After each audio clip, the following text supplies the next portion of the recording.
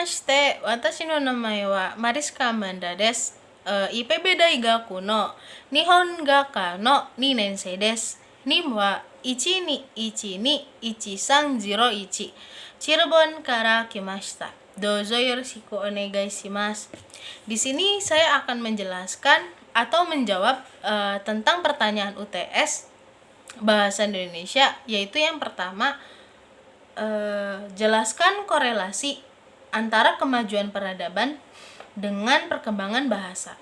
Menurut pendapat saya, korelasi antara kemajuan peradaban dengan perkembangan bahasa Indonesia yang seperti kita ketahui bahwa bangsa Indonesia saat ini memiliki perkembangan yang sangat berkembang. Ini semua ditandai dengan semakin pesatnya peradaban bangsa Indonesia. Korelasi atau hubungan antara peradaban dengan bahasa itu jelaslah sangat erat. Peradaban suatu bangsa bisa berkembang jika adanya suatu bahasa yang mendasarinya. Lalu yang kedua, sikap seperti apakah yang harus dimiliki mahasiswa terhadap bahasa Indonesia? Sikap yang harus dimiliki mahasiswa terhadap bahasa Indonesia saat ini sangatlah baik. Karena berdasarkan analisis data yang saya baca dari berbagai sumber, rata-rata mereka menyimpulkan bahwa mahasiswa memiliki sikap yang sangat baik. Sikap bahasa yang sangat baik. Hal ini dibuktikan dengan pemahaman akan kaidah bahasa Indonesia yang sudah baik juga. Demikian juga pada aspek efektifnya. Meskipun mempelajari bahasa asing, tetapi kami selaku mahasiswa tetap dan akan selalu bangga menggunakan bahasa Indonesia. Lalu yang ketiga, menurut pendapat Anda, apa korelasi antara kemampuan menulis dengan kepandaian membaca? Bagaimana cara agar mampu memahami bacaan dengan baik? Menurut saya, korelasi antara kemampuan menulis dengan kepandaian membaca seseorang memiliki hubungan yang sangat erat. Hal ini terjadi karena secara tidak sadar atau secara tidak langsung seseorang telah memperoleh banyak pengetahuan, pengalaman, atau bahkan ilmu itu dari hasil bacaannya. Banyak penelitian juga yang sudah dilakukan mengenai keterampilan menulis dan membaca ini.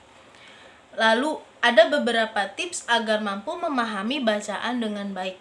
Yang pertama, review dulu buku yang akan kita baca sebelumnya. Yang kedua, jangan membaca setiap kata. Yang ketiga, jangan mengulang bacaan yang sama. Lalu tambah pembendaharaan kosakata agar kemampuan kita jauh lebih baik. Lalu yang keempat, menurut pendapat Anda, sampai sejauh mana faktor diksi mempengaruhi kualitas tulisan, terutama dalam penulisan karya ilmiah? Jelaskan menggunakan argumen yang sistematis. Sebelumnya, diksi atau pilihan kata sangat penting di dalam proses penulisan, termasuk di dalamnya karya tulis ilmiah. Diksi sendiri memegang peran utama dalam menciptakan nuansa makna yang dikehendaki oleh si penulis. Pemilihan kata yang kurang tepat juga dapat menimbulkan makna yang berbeda pula.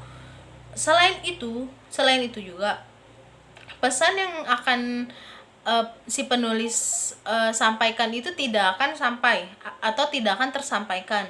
Tolak ukur pilihan kata menyangkut ketepatan, berkaitan dengan pengungkapan gagasan yang cermat, dan juga kebenaran, artinya harus sesuai dengan kaidah yang berlaku agar karya tulis ilmiah tersebut bisa sempurna nanti hasilnya.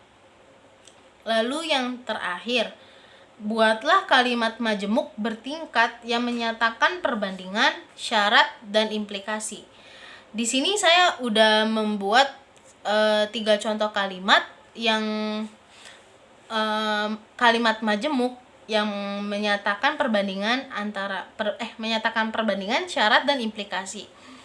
Yang pertama yang menyatakan kalimat majemuk bertingkat yang menyatakan perbandingan, yaitu contoh kalimatnya, berdiam diri lebih baik daripada bergosip atau membicarakan orang lain.